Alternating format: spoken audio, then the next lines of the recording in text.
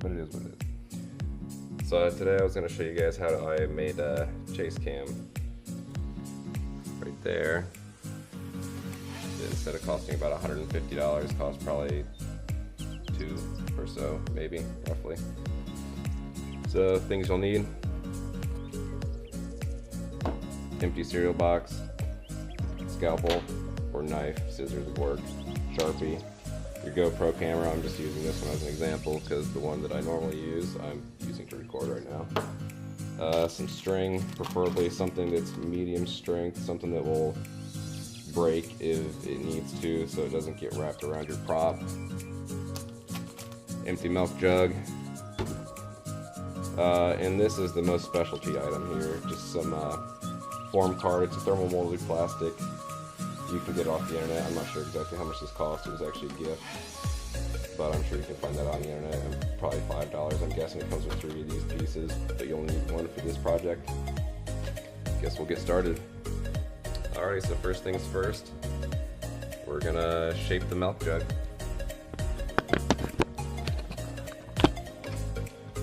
I like to start by just drawing in some holes that I'm going to cut so that the air can flow through, and it kind of helps to create the lift that you want while reducing the drag on your wing.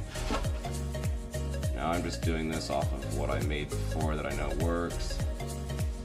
And I'll link some footage of it probably at the beginning of this video, honestly, and some more at the end. So with your scalpel, hopefully that's got a good image. Yeah, it looks like it's pretty decent. It doesn't have to be perfect.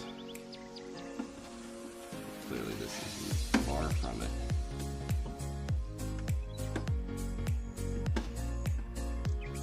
I've seen them make them out of arrows and different things like that on the internet, but this is by far easier to make for just about anybody.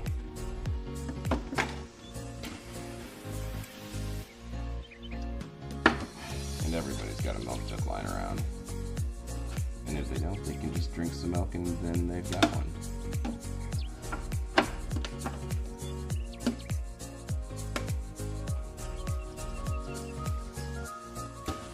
I cut out the back, probably don't even need to mark it. I normally just kind of follow around this line here to pull that part out. I'm going to reference the one I made before so I make it roughly similar. Just be careful not to cut yourself, because things get crazy out of hand occasionally. This one's going to look terrible. You guys can do a little bit better job on yours if you'd like. I made one for a buddy. He hasn't yet tried his out yet, but his was on a GoPro 5, which the 5 is quite a bit heavier than the 3, which is what I made mine for. I think the 3 and 4 are roughly the same, so I can't say whether or not the 5 is going to work as well as the 3 did. But I'm guessing it'll probably be fine. You just have to change your hang points. Yeah, this is a good spot for scissors so you don't cut your arm off. But there we go. I have to do it without dying. Alright, so we've got our shape. And on the top I like to make a fin.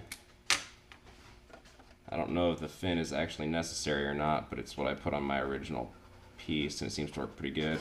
And just draw a line. You can just follow this seam right here so you know you've got a nice straight line. And you're just going to put a little slit in that.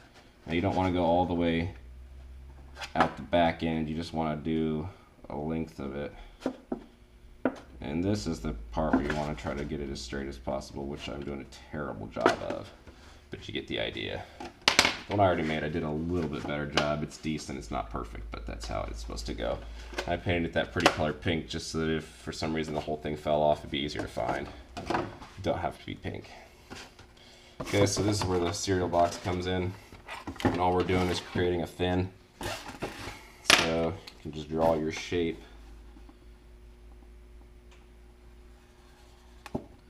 And make the tail portion of the fin a little bit bigger so you can push it through and it has a fold line there. That's roughly how big you want it. I'm gonna grab some scissors. This is definitely easier to do with scissors than with the knife. I'm just gonna cut that out. it's way too long, so we got to cut it down to the length. Yeah, I don't know what I was thinking there. That's way too long. So we'll cut it down to roughly that size. We'll bring this shorter, even shorter again. And then that's where you just take your little line there and create your crease. Hopefully you guys can see that. Yeah, looks like it. And then that line I'll lengthen just a little bit. Like I said, I did a terrible job here. This is the one spot you'd want to do a little better job, otherwise your camera might spin while it's in flight, and that obviously wouldn't be ideal. But that's the idea right there. Nice little fin. Oh, except for I put that on the bottom. Well, that's all right. We'll do one on top too. You can do it. This one I just did on the top, but I was an idiot and had this flipped upside down, so there's one on the bottom. Not sure if that'll change the performance of it or not, but we'll go ahead and throw one on top too. Maybe we'll just do away with the bottom one since it did such a poor job of making it straight. Note to self, keep your thing dry if you're going to try to draw on it, because it doesn't work very well when it's wet and you've got a Sharpie. Be careful when you're poking a really sharp knife towards your hand. It's not advised. Safety first, or at least second.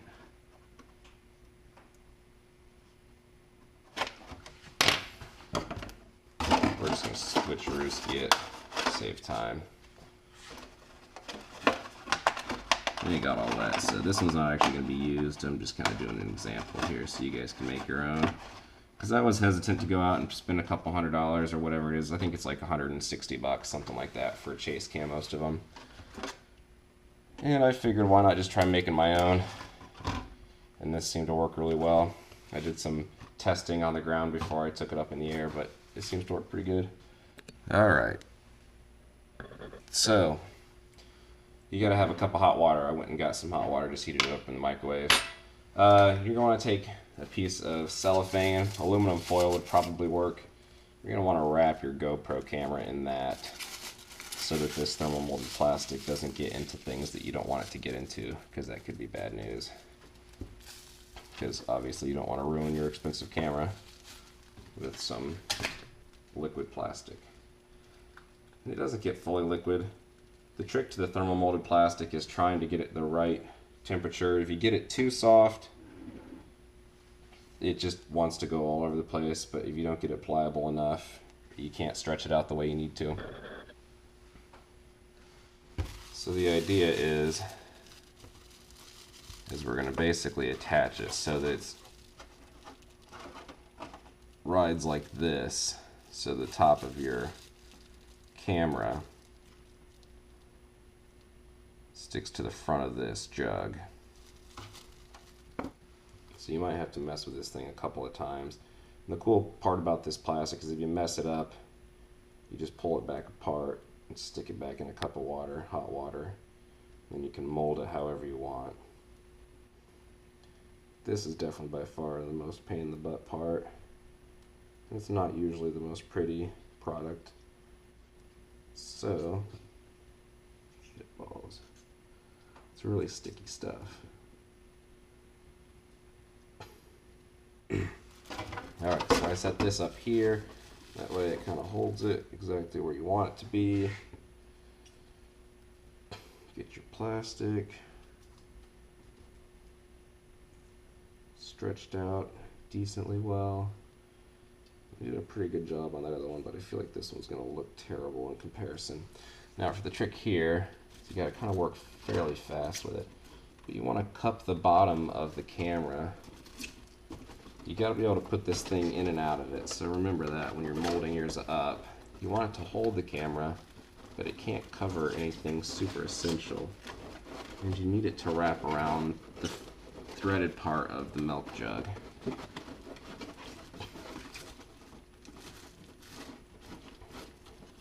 So that isn't working worth the balls. So we're going to try dipping this whole system in here and see if we can get her a little bit better. But it's super sticky, that's why you want to use the cellophane around your camera, so so you don't screw your camera up. Because you can have multiple goes at this whole process, but you don't want to have it a part where you're trying to pull pieces out of your camera. That just won't work. Oh yeah, I was trying to do it upside down anyways. This way is up. Handle goes down. Alright, so there we go. See, we got it back to beautiful. Flatten her out a bit. Try to avoid too many real thin spots because that's where you'll notice lots of issues with it. Dip her back in there just for a little bit. Keep her warm. Try it again. It's a little bit easier on the GoPro 3 because it's a smaller camera than this. Definitely makes life better. And if you can't get it fully around the whole thing, it's not the end of the world because I use a rubber band to hold this stuff back on better anyways, but that's gonna work probably right there. Pretty decent. And then the trick is you really want to hold it tight, push it on there good. And if you're trying to speed your cooling process, you can run it under some cold water, but like I said, obviously you don't get your camera soaking wet because it's not in its protective case. I found that with the protective case, like one of these, it's just too heavy, and with these things you don't want a lot of weight, otherwise it'll hang too low and you have to create too much drag to try to counteract the weight, and I just didn't want to have that much drag on the back of my wing personally because I heard people talking about how it could affect the way it flies, and obviously it's not going to look cool having footage of you crashing, so you don't want that. So maybe get that to cool down a little bit. So that's pretty good. You can tell it starts to harden up. It goes back to feeling like plastic again. So now what you do is you hope that you molded it properly, and you see it's got some memory to it. So that's what's kind of cool about this stuff. Now I need a rubber band. I'm just gonna, I'll go grab one real quick. Alright, so what I do is I take a rubber band, because this part you don't really want it to come off of, because that's what holds your camera to the milk jug.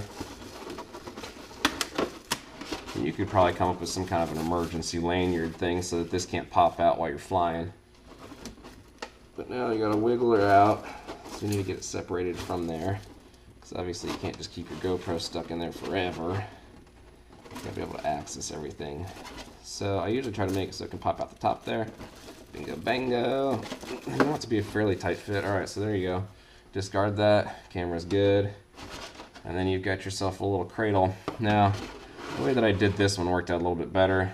I don't have the tops on these as much as I do this one, which is alright. It doesn't really protect the front of the camera at all, but like 99% of the time when you're launching with this thing, at least you're going to want to be in grass.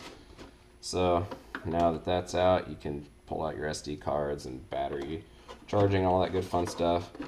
And then it just fits back in. And like I said, this stuff has some memory to it, so you can stretch it. Bingo bango. And I always take a rubber band, cross it, and do that. So that way it kind of goes around. So this can't just pop out while you're flying along, because that wouldn't be ideal. So I didn't do the best job of getting it straight, but you can twist it a little bit sometimes.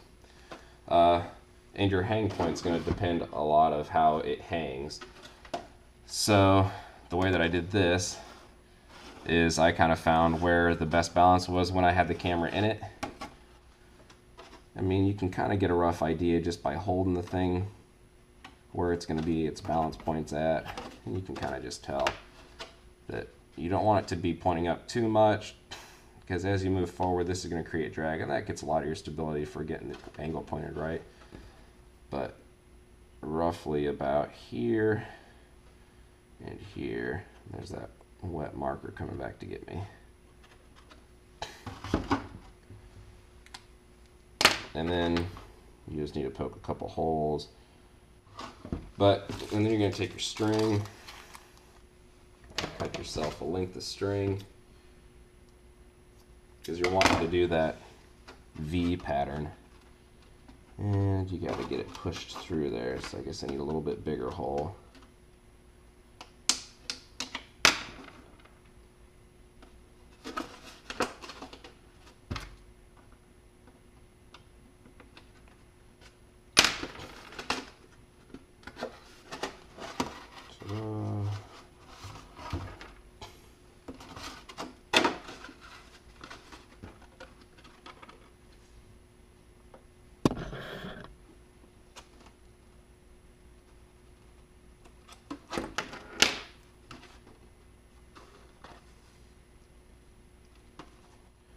You can just tie a knot here is probably fine.